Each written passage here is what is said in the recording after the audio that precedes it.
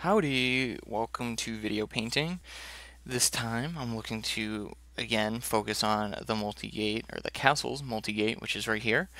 And this time, kind of like the previous video, which is number 23, I was using the ramps into navigator, shape changer, and then into the multigate, and using that as the principal workflow.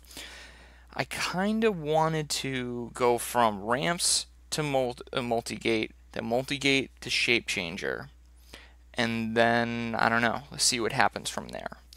So let's, I need longer cables. Okay, so let's do vertical, left side's positive, right side's negative into B, and let me get a longer cable over here, and then we'll go, oh, that's still not long enough. Oh, nope, nope. Oh, I know it is. I got, thank you for your patience.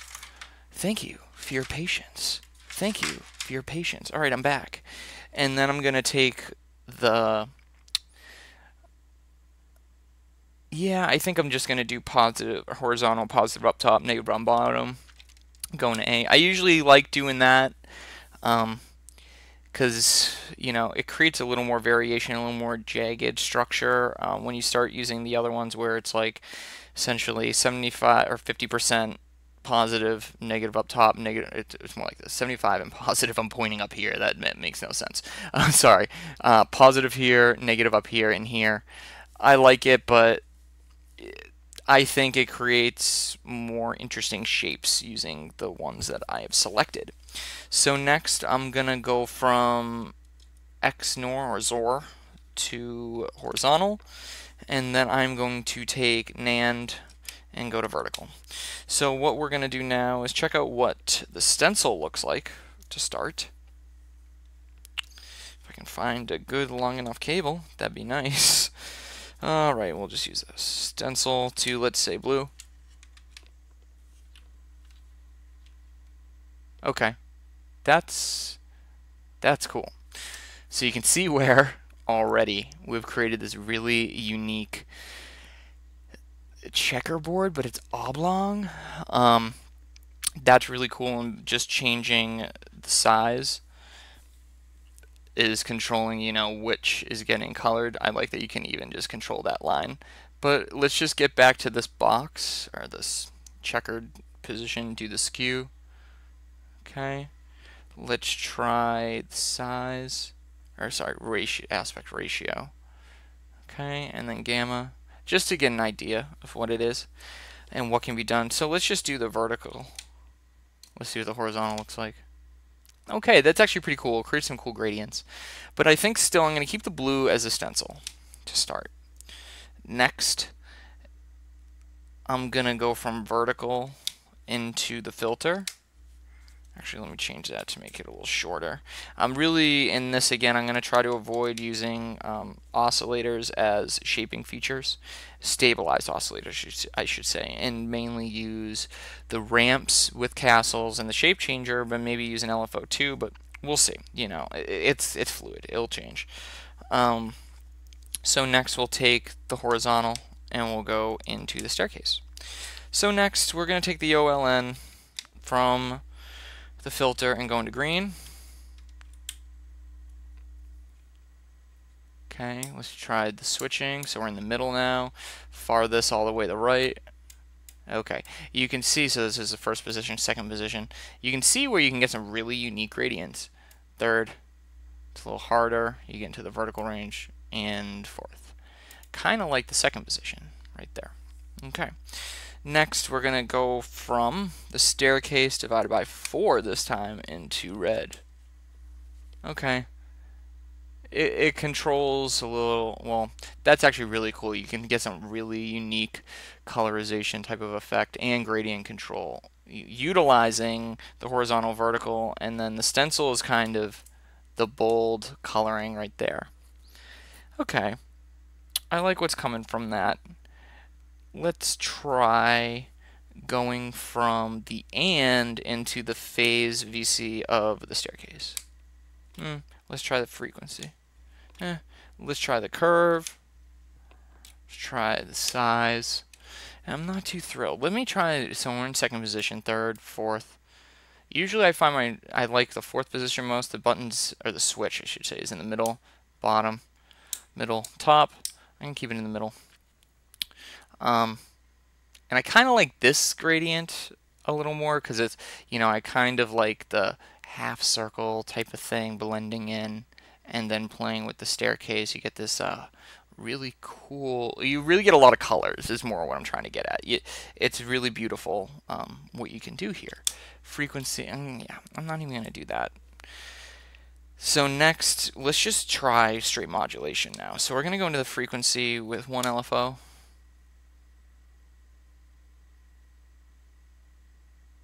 Okay, that's all right. Well, I think the real power is going to be here. Yes, as I thought. The skew with an LFO is really, really cool. But let me get it to a more stable position. Okay, let me just try for the sake of it curve. Okay, it kind of gets the same thing as skew, it's just a little softer size. And then ratio. Okay, I kind of like that. But I'm going to go back to skew. Tone down the LFO. Okay, cool. Next, I'm actually going to take a stackable and go from the NOR to the CV of the filter. That actually created something really darn cool right there. And then I'm actually going to also CV the same filter that's stacked with an LFO. But I'm going to actually slow it down a lot. Whoops, wrong one. Okay, so now one LFO is doing the vertical, and one LFO is doing the slow modulation left to right of the vertical. I'm backwards today. Sorry. We got one LFO, the skew going into the shape, or the skew being modulated by top LFO of the BSO is doing the horizontal lines, which is going up and down vertically. So it's just scrolling. So then we got one LFO, which is slowly pacing a modulation left to right vertically of this filter, which is also being, or you could say, modulated by the and of the multigate. Okay, pretty darn cool. Look, we haven't even touched the gradient, and the gradient's really powerful as well. So let's try the gradient into the phase VC. Nothing too much. What about the frequency? Let's just play with the staircase a little bit. Nah. What about... Let's just take another modulation point and go into, let's say, the ratio or the size. Oh, the size is kind of cool. What about the curve? I don't know. Let's just play with the shape changer for a second. Let me move these cables so you can actually see it. So we're actually in the height position. Let's try the width. That's really interesting. But I like the height positioning. So now I'm playing with the aspect ratio. That's Y. This is X. This is the middle. And then we're actually in zoom. Let's just do scale for the sake of it. I'm going to go back to zoom. And then gamma XY. So Y, X, middle. Really like the middle. Okay. And then let's just play, well, we're both mirrored, by the way, so let's just take out the mirroring and see what happens then when we attenuate different modulation. So, I think I'm going to go back to the mirrored, at least maybe one side. I'm going to do one side so the right side is mirrored, or it's the Y mirror, X is not mirrored. And then let's just play with the filter.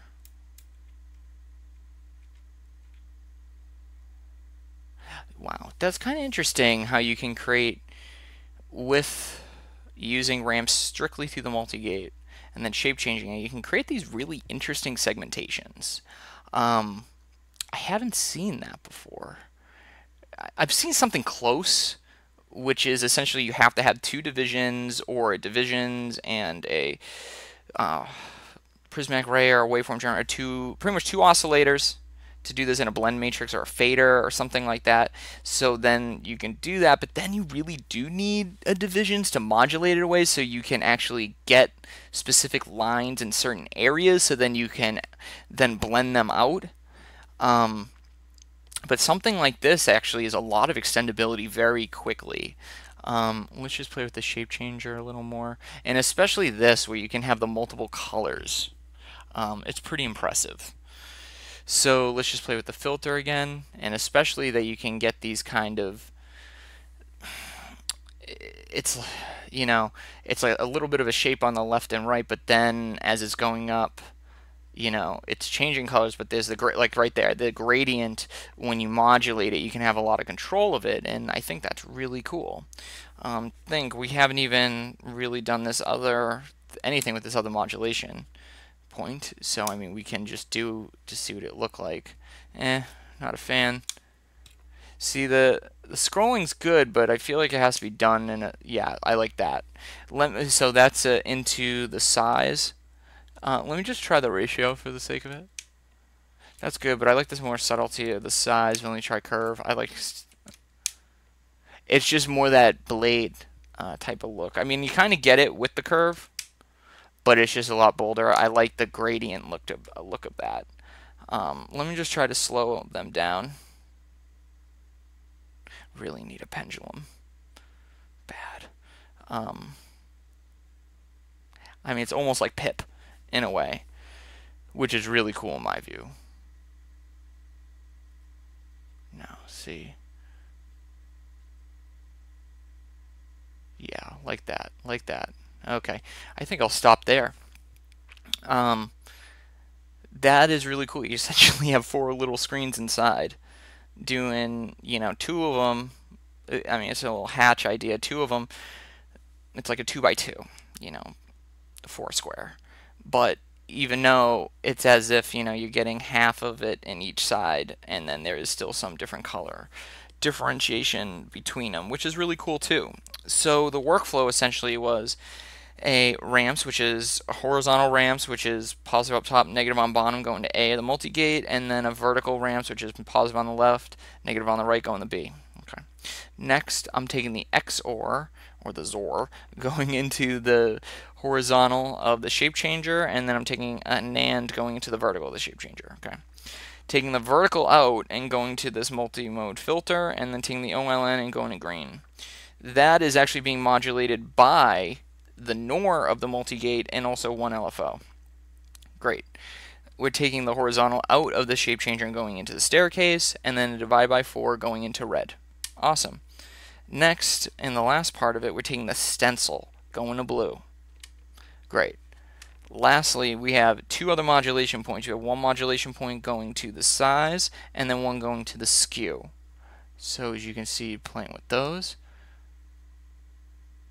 you have a lot of control here. The big takeaway I feel from this is the multigate with different ramp designs will allow you to create dynamic segmentation. I mean, dynamic in the sense of, before I felt like it was a little harder to do, in the sense of, as I said earlier, to do something like this, you could do with ramps and some type of VCAs and to blend it, but then to get the extra segmentation like we had earlier, or that you saw in the beginning of it, just through the shape changer, where, you know, you just had like one square color, you know, dark and the other's not. That's fairly difficult to do without a chain and also divisions, in my view. I mean, there's so many ways you can do these things, but in my view is like VCAs with, you know, 2 oscillators that are stable, and then, you know, blending them with VCAs, but then you still need a ramps in a way to then modulate one of them so you can actually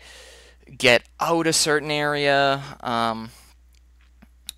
But that's me. I mean, that's how I would approach those things. I would, you know, the blend matrix is pretty much like why I'm so into that, is because since it's all VCAs, you can pretty much experiment with that really easily. But that would all be in one lane, and it'd be, I mean, it's just a lot. But with this, it's a lot more streamlined. Multi-gate to shape changer with some ramps, and look what you're doing. You're doing a lot of things right off the bat. Yeah, if you, again, multi-gate, is a really interesting tool because it allows you to really break up the signal in systematic ways, which then you can have a lot more control of your patch. To me, I view this as like a great foundational tool and utility if you're getting into the game, or even if you have a big system. I would say definitely have a couple of them. You know, it's very powerful, and I'm very excited to be able to show you. So thank you for watching, and if you have any questions or interesting observations, or you want to, heckle me, that's totally fine. And yeah, I hope everyone's having a great day, and thanks for watching.